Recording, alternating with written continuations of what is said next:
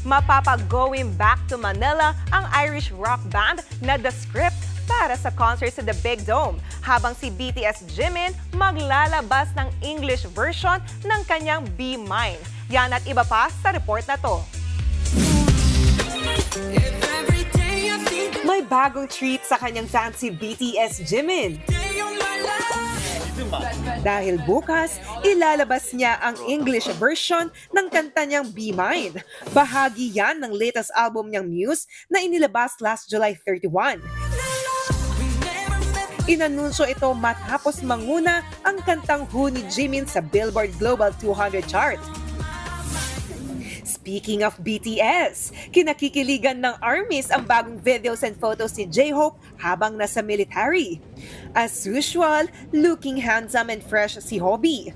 Ayon sa ilang report, kuha ang mga ito sa kanyang final graduation ceremony. This October, inaasahang matatapos ni J-Hope ang kanyang mandatory military service. Good news din para naman sa mga XOL dahil finally maglalabas na si Chanyeol ng kanyang first solo album. Ayon sa record label niyang SM Entertainment, nasa final stage na ng paghahanda ang XO member. Bukod sa album, magkaka-solo concert din si Chanyeol sa Seoul sa September 6 at 7.